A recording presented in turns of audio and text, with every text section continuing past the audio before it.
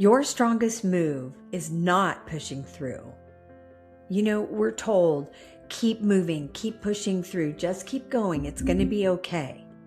Sometimes it's realizing the room that you're so viciously fighting to stay in is the very thing making you sick. Today, I'm sitting down with Dr. Ashlyn Wilson, a longtime friend, higher education leader, coach, wife, mom, and one of those people I've watched quietly build something really beautiful.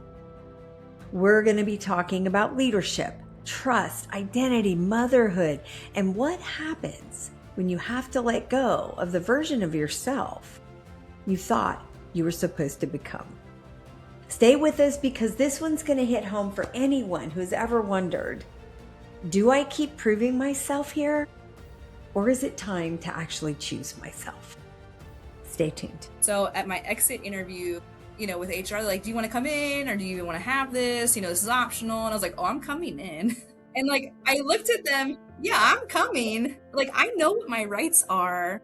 And these hiring practices were shady. And they were like, you seem really emotional about, this. And I was like, what I'm emotional about is that as an institution, you've decided to do something that's not going to best serve our students. And you've decided to do that in a way that is unethical, right? And I know that because I'm an internal candidate and I watched it and I know, right, that the chair of the hiring committee couldn't even bother to be in my interview. Again, it's like one of those things, I've got to go. And nobody that was in that situation even still works at the institution. Everyone has a sock drawer where we hide the stuff we don't want to face. Today, we're opening yours. I'm Lisa Begley, and this is the Sock Drawer Podcast. If your life feels messy, stuck, or outgrown, good. That's where we begin. Welcome back to the Sock Drawer Podcast. Today's guest is a special one for me because she is not someone who applied to be on the show. We didn't connect online or meet through a booking form. I really wanted her on my show. So I simply asked, and she ignored me. I was like, what's happening?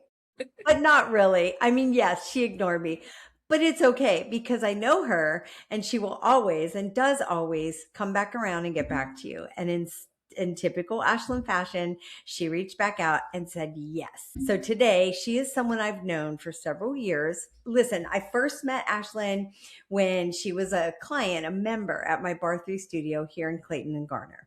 She was part of that really beautiful community that we built there. And when I had to close the studio, which was honestly a sad season for many of us, we all stayed connected through social media. I saw friends flourish from that outside the studio after closing, and that was amazing. So from a distance, right, I've had the privilege of watching Ashlyn change her path, grow, lead, earn her PhD, become a mom, and step into this next version of her life. And today, Ashlyn is Dr. Ashlyn Wilson. She works in higher education leadership, serves students, builds community, and helps create spaces where people feel like they belong. But today, listen, I don't just want to give you the polished version. I want to give you the real story. Before the title, before the PhD, before the leadership role, there was a season where she was young and sick, working really hard, finishing her master's degree, coaching, leading, and realizing that people around her did not really have her back. And that's where we're going to go today. Ashlyn, welcome to the Sock Drawer family. Thank you for being here.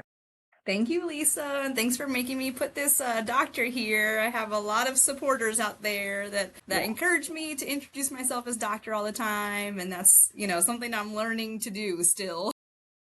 You've always been so humble and so kind and so helpful to other people. It just, I can see why you feel that way, but also because that's you and that's who you are. You embody that, but you should be proud. I'm proud of you. I'm not your mom, but I feel like that. I feel like, wow, I've just watched you over the last several years juggle all these balls in the air and get through every one of them and make it happen. And this one, audience, I got to tell you, it feels personal to me because I knew, I knew you in one season of life, and I've watched you step into another. And I think that is such a big part of what our show is here. And I think you bring so much to it, which is why I was kind of nagging you to come on and be a guest, because I think you have so much to offer. We're always becoming, we're not always gracefully doing that, or even willingly, but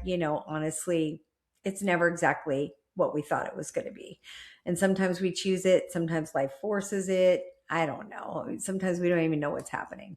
But I'm glad you're here. So I want to start at the beginning, right? So for us, when we first met, I knew you as this strong, smart, steady person walking into the studio every day, but I didn't know all the layers of what we talked a little bit off and on, but I didn't know all the layers of what you'd already walked through. So take us back to that earlier season you shared with me when you were working your first job out of college, sick, right? Finishing your Yeah. master's at that time, coaching, I mean, all the things. And then also trying to figure out adult life all at once. Yeah. Which will just all of those things, and even getting ready, to kind of talk to you today, Lisa, you kind of start to flash back like, where did my story really, start, and what pushed me here. And so the beginning of my story, yeah, my first job out of college, I got because I knew somebody. They called me and said, hey, I have this, thing that you might be interested in, but it kind of had all these layers and nothing was really sure, and Yeah. there's a lot of potential, and I was like, cool, like I'm in for it, right? I graduated with a degree in health and health and PE, K to 12. I was going to be a teacher. Turns out teachers don't make anything. I was like, Yeah. I can't live Really? on this, right? So let me go and try this out, which they don't really know how much they're going to pay me either, but Yeah. that sounds like more fun, it's more potential. Yeah, in 2015, I had been there for a couple years. 2015, I was getting ready for my master's degree final exams. It was the holidays. It was November, December, right? We're doing all the Yeah. things, and I had a migraine, and my migraine wasn't going away. And I was like, I don't really get migraines. Like, I'm probably just stressed, holidays, working. I was coaching volleyball. I was running tournaments, so I was working kind of like a second shift, like 12 to 8 or 9 or 10 p.m., doing my master's degree online. So I was like, maybe I'm just bogged down, right? And so my migraine didn't go away, and I had suffered from like sinus things my whole life. So I was like, maybe I should try some sinus medication. I'll try some Yeah. Mucinex. Yeah. And I was like, this is not getting better. And I had actually texted my sister, and she was in nursing school at the time. And I was like, I'm not like feeling good. And can you overdose on Mucinex? Because I just walked out onto the volleyball court to coach, and all the balls are double. And Mm-hmm. she's like, no, no, you can't overdose on Mucinex. And so, long story short, I continued to have double vision. I continued to have this migraine. I went through testing for my eyes. Eye doctor's like, nothing's wrong with your eyes. Mm. Of course, it's a holiday, so everything gets paused. Got a neurology referral, went to the neurologist, did all this testing, did all these things, and they came up with nothing. And so I'm still coaching. I'm still living away from my family. I'm getting driven everywhere because everything's double vision. I'm still trying to work. I'm still doing all the things, right? And they're just like, you come in and do a CT myelogram, which is where they inject, dye into your spinal column to see if I'm leaking anywhere. Mm-hmm. And so this is like February at this point. So it's Wow. been months of just still trying to function and do things and deal with things and deal with not being 100%. And I went in for this myelogram, and I will never forget this, Lisa. This doctor who was about to perform this procedure on me said, there's no way you have a spinal fluid leak, because if you did, you'd be leaking fluid from your nose. And of course, what he didn't understand is that the neurologist has said you either have a leak or you have cancer somewhere we haven't found yet. And I was like, well, shoot, I guess I have cancer somewhere. And now I'm going into this procedure where you have to lay very still and be very calm because they're going to put this dye in my spine. And I'm just thinking, like, I'm 24 and I have cancer, And so it snowed like 6 inches in Pennsylvania that night. It was I'm laying there trying to get released, like, please let me out, whatever. And they actually called the next morning, the neurologist, and said, you have a leak. You have a spinal fluid leak. We found it. So I went to Penn State Hershey Medical Center in February, and they did a blood patch, similar to if you're a female and you have a child and you get an epidural, right? And it doesn't heal right. So they did a blood patch for me, and my headache was gone like almost instantly. Vision returned, like all these things. So I had done this for 3 months, and all the while, like trying to work, I would lean my head back, and take my glasses off so the double vision wouldn't bother me so much because I'm blind as a bat. And I just remember someone that I worked with coming by and kind of, scolding me, telling me to go home, telling me to get, if you don't feel well, just get out, just whatever. Someone that I was coaching with at the time was kind of taking over my team because I obviously wasn't, functioning really well. Yeah. Turns out that was just like a complete like backstabbing, undermining experience. So when I came back to coach my team that next week in DC for 3 days, it had just kind of imploded. They weren't listening to me at all. Like I had lost the buy-in of all the parents. And I mean, it was awful. And, people try to walk things back once they find out that you're really sick and you're not just, faking it. Yeah. But mind you, I had already been there for almost 2 years. So like the fact that I hadn't earned any street cred, up until that point was really disappointing. Yeah. Did you feel this at all leading up to that before your illness, before getting sick? No, you didn't have any sense of that. When you look back now, do you go, there were some signs, or no, still no? No. And so the technical like diagnosis was just a spontaneous spinal fluid leak. They had asked me if I had gotten hit with a ball, had I been run into, had I been in a car accident, had I been whatever. And I couldn't pinpoint any of those. Mm-hmm. The only thing that even still comes to mind is that I was seeing a chiropractor. So did I have some type of issue with my chiropractic adjustment? This has been over 10 years. So this is like things that come to you, afterwards. But yeah. When I got to Hershey, I actually sat up in my bed to speak with the neurologist that had come in. And it's like a ghost walked in. I mean, he went pale and he was like, he's like, lay down. You should not be sitting up. You should not be able to sit up. And I was like, I've been coaching volleyball and in a master's program and living my life. Like, what are you talking about? Yeah. And that was just, the severity of it just hadn't set in. I didn't understand. Yeah. And I didn't understand that things could just happen. And it turns out that like he had worked with a couple of other people worldwide, young female athletes that had spontaneous spinal fluid leaks. Interesting. So it's just like one of those freak things that happened. Yeah. Well, let me ask you about the emotional side of it, right? You said you came back and you had, because there's something you said in your form, right? That you said you were unwilling to stay in an environment where no one had your back. So, and that's going to lead to the next pivot. I get that. But in that scenario, the backstabbing, the takeover, if you will, however you want to describe it, is that something you could look back now? Maybe you didn't see in the moment, but you look back now and there were signs that was kind of happening with this other coach leading up to that? So I knew that there were going to be some challenges anyway, because this coach had some other relationships with athletes and parents that I had recruited onto our team. So from public school volleyball into club volleyball, tryout volleyball, there were already some relationships. So I knew that there were things there I had to manage anyway, but I also had a very forward-thinking coaching approach. I was coaching 15-year-old girls, so they're freshmen in high school. And so there are two different ways that you can approach that. You can approach that as, we're just going to continue to play the way that you're good at, so that we have a better chance to win, or I'm going to look forward and develop you into the player that you need to be in the next year or two to be able to be competitive and recruitable into big-time college volleyball. And so in any form of growth, right, or change or adaptation, or you're doing that okay, but this is a better way, that we weren't winning all the time, right? And that's, when you're paying a lot of money to play on a travel sports team, sure, parents have expectations that you're going to win, and we were not winning. We were not winning. I was not expecting them to win. I was changing their entire mindset and way of playing volleyball. And so with me being absent enough, Yeah. That was the opportunity for them to like kind of just step right in and be like, no, this is how we're going to do it. And this is what we're going to do.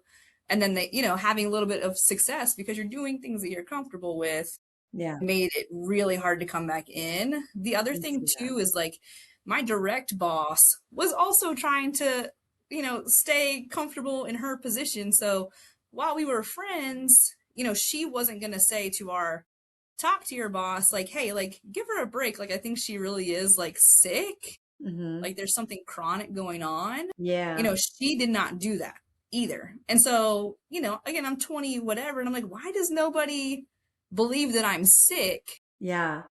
And then why are you Why are you penalizing me questioning? for being absent? Yeah. And it was really tough. And again, I had been there for 2 years at that point. Yeah. Like you said, street cred, like you think you'd have some level of, people. I mean, so many, especially high achieving people, though, and even though, yes, you may have been absent a little bit more than normal, high achieving people, they keep, like you, keep pushing through because they think, well, if I can just prove that I'm strong enough, or I can just, keep going, or not complain, or maybe it'll get better. Did you ever feel like you were kind of doing that while you were going through this? Of course. Yeah, Yeah. of course. You don't, you know, and somebody who's, this is public service, right? I've been a coach and a teacher and a, people person. You don't ever want to disappoint anybody Yeah. or be unreliable. Like Yeah. the last thing that my parents would have ever taught me to be would to be unreliable. Yeah. And so, not being able to show up, not being able to pour into these kids the way that they had deserved, all of that is just, layers and layers of disappointment. I was in my last semester that spring of 2016 of my master's degree.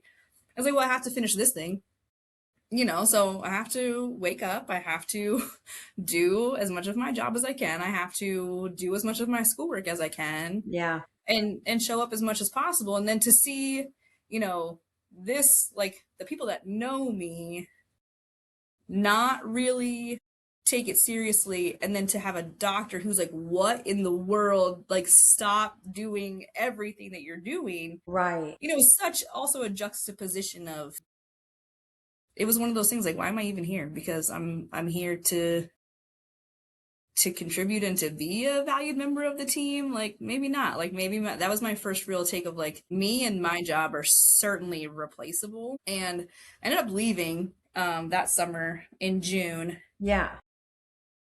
for other reasons. I had decided that I was done. I was in a relationship. I was going to try to whatever that, whatever you do there. Yeah. But I ended up leaving, and our top tier boss, the day before I was leaving, like apartment The one you packed. knew, the one you knew, The one or above the that bow. one. Okay. Yeah. Yeah, the top tier was like, I really wish you would stay.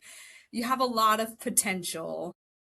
And it's like, I'm never going to work for someone like you ever again. Yeah. I'm not going to. Yeah. It's a hard lesson, It's but a hard lesson. yeah. And yeah, I wasn't, I had, that was my first taste of like other things too. I went and got like 2 HR certifications because I was like, what are my Cool. rights? Yes. Yes. Yeah. Isn't that funny that that led you to like, because I mean, how do you learn the difference between now you don't trust, right? You become guarded. Yeah. Versus learning a lesson. And how do you define that? Some people will hang on to that, which you have not done. Some No. people hang on to that and feel so much betrayal that they kind of carry that with them. And yeah, what are my rights? So how did that go? You went to HR, like, did you love it, or tell me more? So it was just 2 online certifications. Yeah. Again, just to know enough. This organization was a nonprofit, so there wasn't, anything that I would ever do. But it turns out like some of that has really helped me kind of navigate some things in higher ed Yeah. in my career, since then. And I'm at my 4th institution now, which is also unheard of because folks usually go to higher ed institutions and stay there. Yeah. for a long time, which again, if I'm not growing, I'm leaving, right? That is what it is. That's who I Yeah. am, and that's okay. But my second institution that I was at, I decided to leave after being hired on top of, and it wasn't a good fit, and things were not going well, and the hiring practices to hire that person were odd. And so at my exit interview, with HR, like, do you want to come in or do you even want to have this? This is optional. And I was like, oh, I'm coming in. And like, I'll I be looked right at them, there. yeah, I'm coming. Like, I know what my rights are. Yeah. And these hiring practices were shady. And Mm. they were like, you seem really emotional about, this. And I was like, what I'm emotional about is that as an institution, you've decided to do something that's not going to best serve our students. And you've decided to do that in a way that is unethical.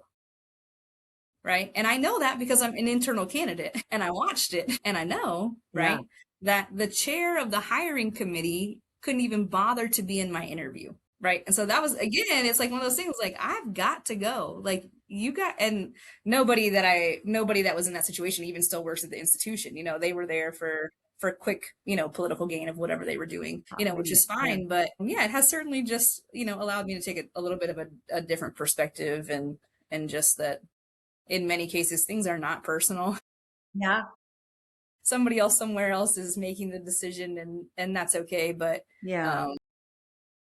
I find that most often it's not, you feel it personally. It feels personal, right? yeah. But it's most often it's not even that person that you feel whatever from. It's higher up, to your point, right? Yeah. Yeah. I think, overall, I want to talk about the coaching because you felt like that dwindled a little bit. Are you coaching today? Like, did you ever pick that back up, or did you kind of say no more? Yeah. So I left that job in the summer of 2016. Yeah. I went home with a master's degree and worked for my Yeah. dad doing landscaping. I love that so much. Let's clap for it. Yeah. Yeah. You're welcome. Thank I you. told you I have these little buttons. So go ahead. I was doing landscaping. I got a part-time job through a family member to work for a really incredible company, small business in my hometown. And then I also was waitressing for a small local restaurant. Like, I was doing just all the things and I was having a great time, thanks to mom and dad for letting me come home. Yeah. Figure it out. But I went back to coaching. I got my first higher ed job in spring of 2017 as the head volleyball coach at Hagerstown Community College in Hagerstown, Maryland. Okay, good. I went back to coaching for a couple years, met my boyfriend, who's now my husband of almost 5 years, and have not coached post-COVID. Okay. Have not coached post-COVID. Just you miss that part of your life? Yeah. Do you miss that part of your life or not really? Sometimes I do. In my previous role, yeah, I was working with our student athletes from an advising perspective. And so I got a good touch on student athletes and just their camaraderie and their like social butterfly, you know, just their energy. And, I was around them a lot and around people that had been in athletics, for a long time. So that was like enough of my taste of like athletes. Coaching is incredibly challenging, especially it continues to get more and more challenging because of social media and because of video recording and audio recording and demands on young people, right? And demands of college and jobs and families and life on young people who then try to show up and perform at a high level. It also is just a time demand. And so like to coach long term is certainly just a lifestyle decision. And I know some people who are very happy in that lifestyle, but they also have a spouse that's really happy with that lifestyle. Yeah. And so I knew probably earlier than most that coaching long term wasn't going to be for me because I didn't want my kids growing up on the sideline. Yeah. It makes sense. It makes sense. So yeah, it's a big decision. That is a big decision. I get to bring my kid to college now anyway. It's just that I don't Yeah. have to work every night until midnight watching film and doing all kinds of things. Prepping and all that. Yeah. Yeah. Okay. So now you're in higher education, higher education leadership, but take me back a little bit. So we went to HR and then we did a couple of times at different colleges, right? Yep. Okay. And then what? When did you decide I'm going to get my PhD? When did you get to that point? And what's in the meantime, we're having a baby, right? Yep. So we Yep. got Yep. married. We're growing Yeah. our career. So bring it all around. Things really escalated. The 20s have been have been top tier. The Yeah. 2020s. So I started in North Carolina. So my husband and I moved to North Carolina in November of 2019. Yeah. And what part of I Pennsylvania were you in? Because I I was forget about that part. Yeah, so I'm from Chambersburg, Pennsylvania, which is like South Like, Central. right. And then Hagerstown, Maryland, which is right here, right underneath it, but just, just in Maryland. And then when I met my husband, I moved with him in Northern Virginia, so Sterling, so just a little bit further down. And so in 2019, we decided we can't live in Northern Virginia anymore. It's very expensive. There's a lot of traffic. To go to that job that I was talking about, I was only there for like 10 months, the one that I did my exit interview with, but I gotta go. We're getting out of here. We're getting out of Northern Virginia. I'm out. Yeah. And move from a tiny townhouse to a big old house in Johnston County, North Carolina. Yeah. And then I started at Wake Tech March 2nd, 2020. So I was unemployed for like 4 months. It was crazy trying to find Yeah. a job. Turns out I got a job just in time because 2 weeks into that, I got sent home. And in May of that year, I decided I'm going to do a PhD while we're all stuck at home. Because I'm not commuting, I'm not driving, I'm not going into the office. Like I have time. And so it was maybe a year later in my role at Wake Tech that had changed and evolved, of course, with COVID and all these things. Yeah. Going from paper everything because we're all face to face, to going to electronic everything, Yeah. all these things changed. And so I switched jobs in 2021, still at the same institution, but I always knew that like worker bees make things happen, but I don't want to just come to a job and do the same thing every day and not think about big picture. Yeah. I was a student athlete myself, all through high school and college. And so like, I know that I have some qualities where I can lead and I can think systematically and I can think big picture and I can get people to follow me and I can use humor and sometimes foul language to get, people to buy in and to follow me. So like, and when I was at Hagerstown, that was my first job. I also attended there as a student athlete. And so it meant a lot to me to be there, but there was a gentleman there. He was a vice president at the time and their structure is a little bit different, but he was a musician and it was his story that really like made me believe that I could be a doctor. And Fair. I remember listening to him talk one day. He was giving a talk to, the greater college community. And he said, I'm a musician. He was, a rock musician and some of the faculty, and they still had a band, that played rock music in the evenings in Love it. Hagerstown. Like, Yeah. I'm a musician. And then I believed I could do more, right? So I became a faculty member in the music department. And then I believed that I could do more, right? So I became the department head, right? Department chair, whatever. And then I knew I could do more, and so I became a dean, right? And then I knew I could do more, and so I became, whatever. And then I realized that somebody at some point was going to tell me no because I didn't have the education to back it. And he said, so I became a doctor. And then I became the vice president. And he's like, because nobody could tell me no. There was no reason that they could tell me no. And I was like, you know what? Darn it. Okay. I love that. And Yeah. moving to North Carolina, having a stable job in a time of so much uncertainty with COVID, having a home, having a supportive partner. I think it was one of those moments, Lisa, where you like feel safe. You feel like Maslow's hierarchy, like needs, like I'm safe. Like I can take a risk on myself. I can take a chance on myself. Yeah. And I can do this. Right. And that's, it was kind of like, it was one of those another perfect storm instances, like without COVID. And I had, I have other friends. My current boss right now was doing her PhD at the same time, but her kids are teenagers right now. So she had 2 kids and a husband. And like, so I knew that was my chance to do it before more of life took over. Yeah. Smart. And I took a chance. Yeah. I did the research and I took the chance. And it turns out, like, with college loans being paused, interest being paused over COVID, perfect storm instance, right? It was I didn't help. owe Yeah, anything. that was helpful. I wasn't accruing more money from interest. Yeah.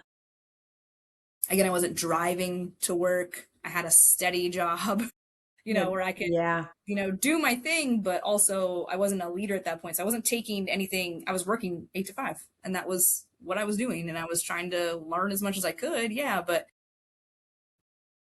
yeah, I defended my PhD dissertation when my son was 10 weeks old.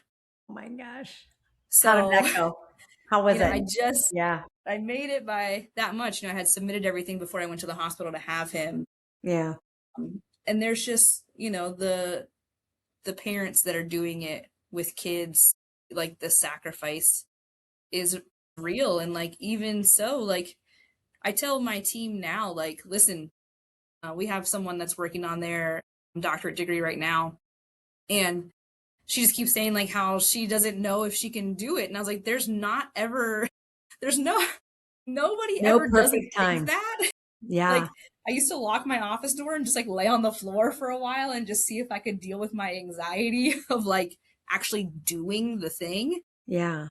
Because it is just a world where like it's up to you and how much you believe in whatever it is that you're going to tell a story about.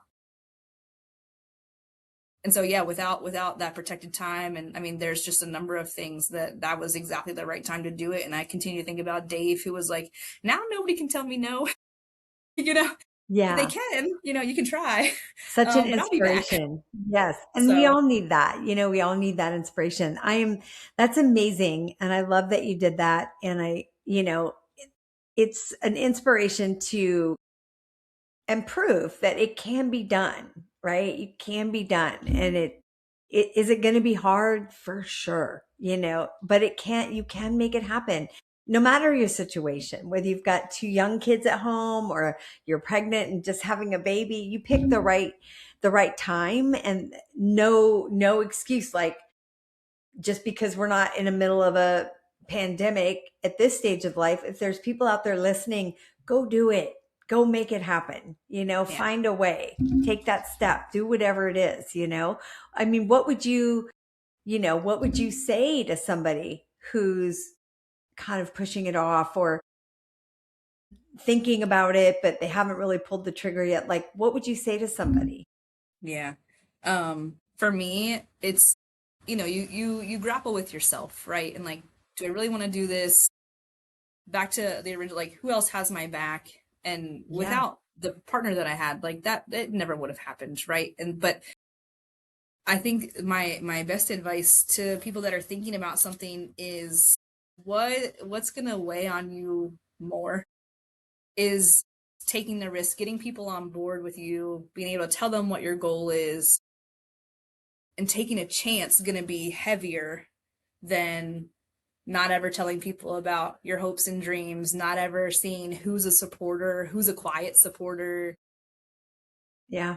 And never trying. Is that going to be heavier? Because at the end of the day, like, is it harder to work towards something and to have to adapt or to have to change or to have to find something else or, whatever? Is it harder to try and to change and to whatever, or is it harder to stay the same? And I know that we've heard that before, but it is so true. No, I mean, yeah. I have found so many quiet supporters along the way. Like, I came back from maternity leave and defending my dissertation to a note on my desk. And it was a card from someone that I had only come across casually in our institution. Wow. And she wrote in there, like, I'm going to do it too.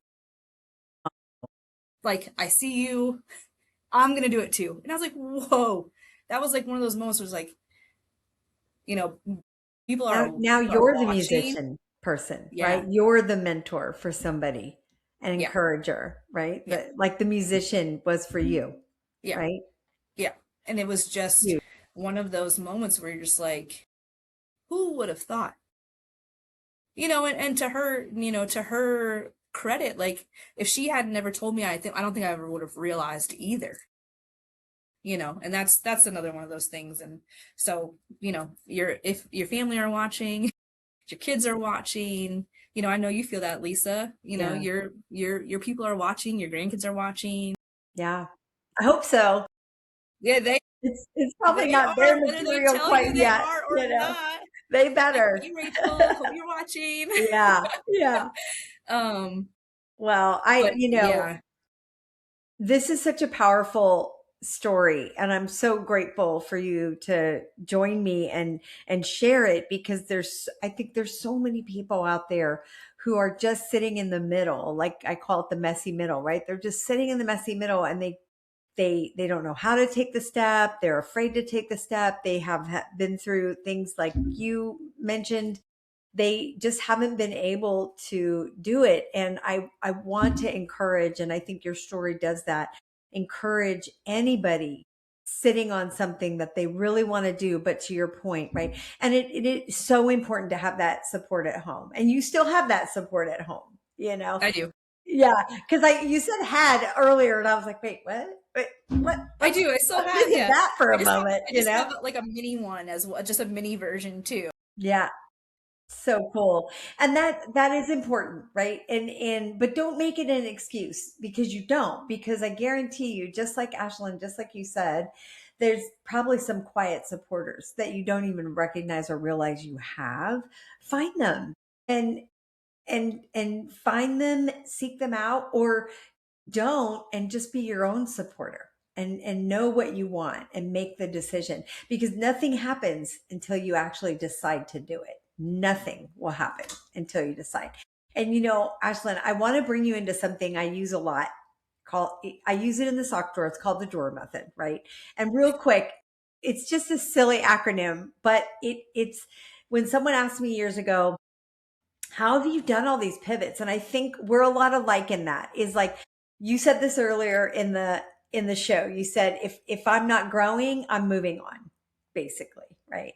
If I'm not still learning, I've got to go to do something else, because you've got to constantly be evolving and growing and learning. And I think when I look back at 48 years and 30 different career changes, it's like, what's wrong with me? I used to feel like, what's wrong with me? And now I go, what? And people would say, well, how do you do that? Like, what made you do that? And I had to think through, what were the steps that I took, or what made me? And it was learning for one, but I had to decide to do it. That was the first thing. So decide, remove the obstacle. What's your obstacle? Because really it's only one thing that's holding you back. It's not multiple things. Those are excuses. What's really holding you back, right?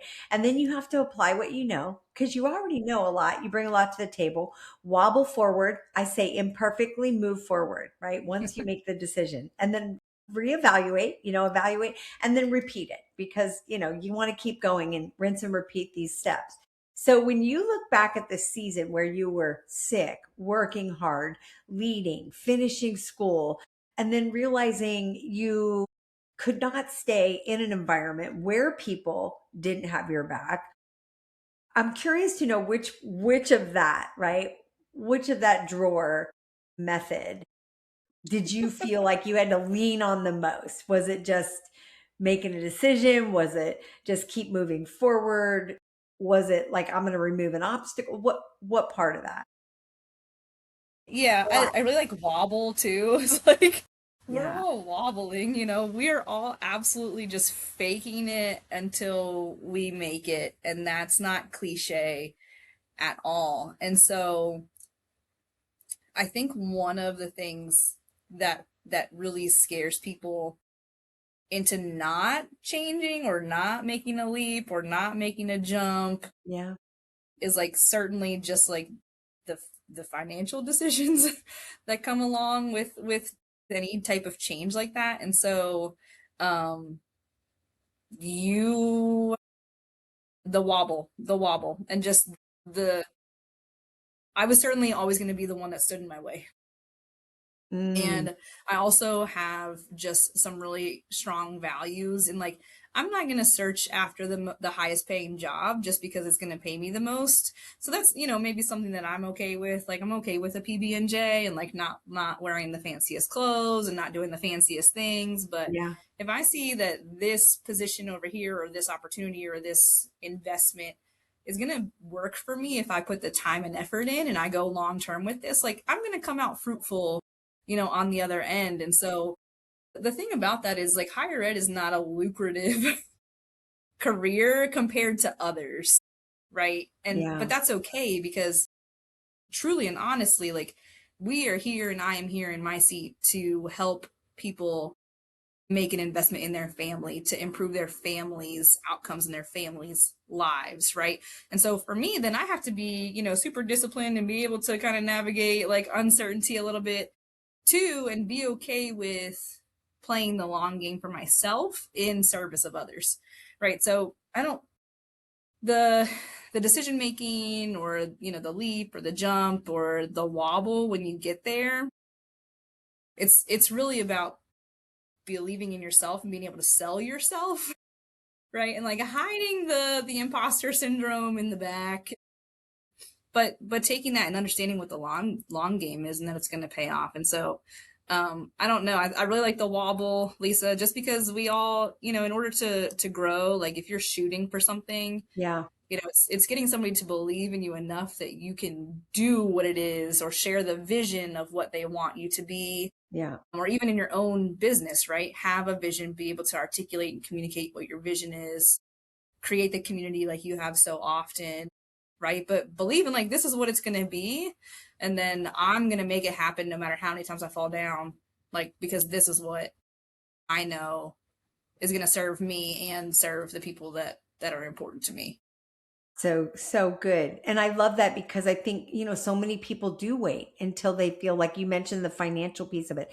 That's probably, I don't know. I don't know the data, but I would say financial reasons or excuses is probably the number one reason that people feel afraid. See, and that's what I mean when I say there's one thing really. Is it really fear? Because you can always work out the financials in some way or another. There's a path. You just have to find it. But I love, so many people think they have to wait till they feel steady, till they feel safe, or they feel, everything's lined up. I have the finances. I'm in the right place now. It's the right season of life. I have a stable home. I have a stable income. Like all of those things have to be, lined up and steady before they move forward. But sometimes, to your point, wobbling forward is the move. It doesn't, you're going to run into some things and you're going to have some challenges, but that's okay. If it was easy, everybody would do it. Yeah. That old saying, if it Yeah. was easy, everybody would do it. It has to work for you. And for Yeah. someone listening who knows something in their life doesn't fit anymore, but they don't know exactly what comes next, what would you tell them? I would say get out there. If you know that something's not working for you, if it's not fitting and you don't really know what it is, we give our students the same advice with regards to careers, like go shadow, right? Make a connection, right? Do this or do that. But that's the same, I think, in any phase of life. I have family kind of all over, all these age ranges, all these transitions and things in life. And it's like, well, so what are you going to do? Oh, I'm already going to do, this, or I'm going to do this, or I'm going to help this person, or this is a hobby that I really love, but I don't know what to turn it, into or how that can work for me. But yeah, my advice is just get out there, find somebody else who likes to do the same things as you, but like in those same places. Yeah. And so it's probably easier said than done, right? But if you really like coffee, go there. If you really like community and volunteering, The last 2 years I've volunteered at the UNC Health Championship in Raleigh. It's just Corn Ferry golf tour. You sign up, you pay your money, you get your polo, you get your shift or whatever. But there's like an incredible community of people who are just out there like enjoying being outside, enjoying serving, while also like raising funds for the new children's hospital, right? UNC Yeah. Health. And so like that's such an easy way, but you have to be looking, and you also have to be willing to go and not just sit on the bus. There are business owners and business leaders there, and there are all kinds of people from all walks of life, and there are kids there, and students and college kids, and there's all these pockets of people. It's just one example, right? But there are things in our community that are going on all the time, but you have to go and you have to actually like be super intentional about like meeting somebody or asking the business owner, how they got started, or seeing a gap, in your community, or seeing a gap in service of something else that one of your family, have come across. And there are so many ways to like network without really networking. Like, I think that's also a great part about where we live.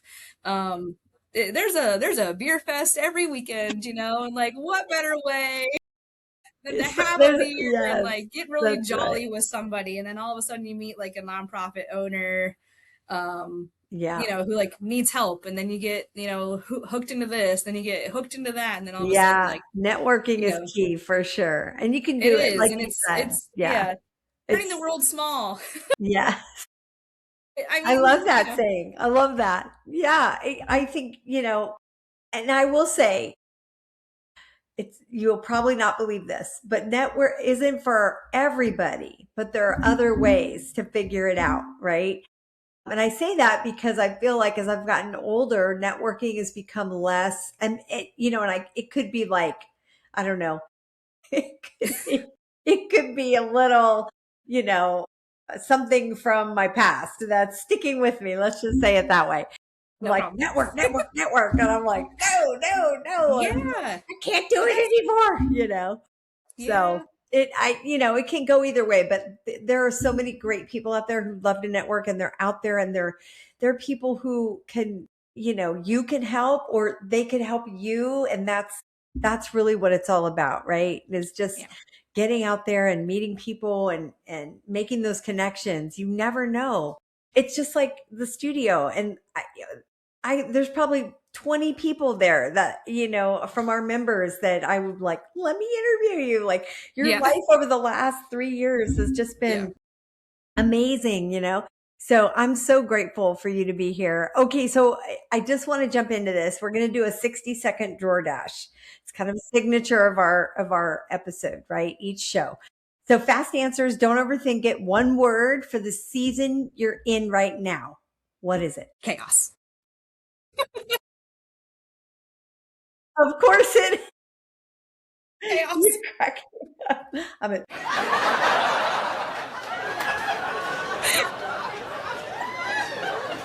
You guys, this new media stuff is just making me, I just love it. Okay, it warms my heart. Something you had to let go of to become who you are now. Myself. A belief you no longer carry. That I'm not good enough. Good for you. Get over that, because you are. A word you hope your students or team feel when they are around you. Hopeful. Something motherhood has taught you about leadership. How do you do that in one word? You don't have to. I'm just kidding. You don't have to. You can make it whatever you want. Something motherhood has taught me about leadership. Yeah. Compromise. That is a good one. That is a great one word. What do you mean? How do you do that one word? You are so good at this. What's a small thing that helps you reset on a hard day? Nature. One thing younger Ashlyn would be proud of.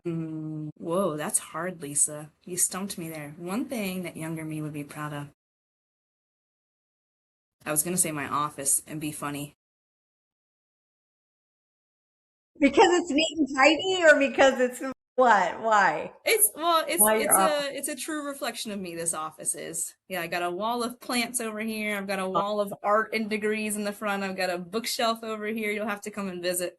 I'm definitely going to do that. What's that cover. It's like a book cover that you have behind you. What is that? Yeah, so this is the spring program guide from the Gregg Ah, Arts Museum at NC State. One of my team members, her mother has an exhibit there, Native very American cool. art. Yeah, so she brought that to me, and I've been down to visit. But yeah, You know it's what I I would have have it there. said? I love it. Yeah, and I will come visit you because I want to. I'm excited to do that and see your office and just see you. We grab lunch or Yeah. something. So when this question, one thing younger, you know what struck me right off the bat, just based on your story that you shared on the show, is Mm. that you moved home. You moved home when you made that hard decision, because that's always hard, whether you're 20 or 50. Sometimes you just have to make those decisions, and moving home, I mean, I that should be something you're proud of, that you knew you needed to do that in the moment, right? Yeah. And most parents are happy to have you come on back. Yeah. We're Finish. going to visit next week, and I told my I mom love that. today, I said, you're gonna have 2 freeloaders at your house. And she said, no, your family. And I was like, okay. Yeah, please Sounds come good. freeload. Us parents, we Yes. want that, right? All right, finish this sentence. I Okay. am no longer available for Whew, I am no longer available for, I want to say fraud. Just in because the of the way of chaos like, you're in right now. I am no longer available for people who don't want to be themselves. Okay, we've reached the tiny dare moment of our show.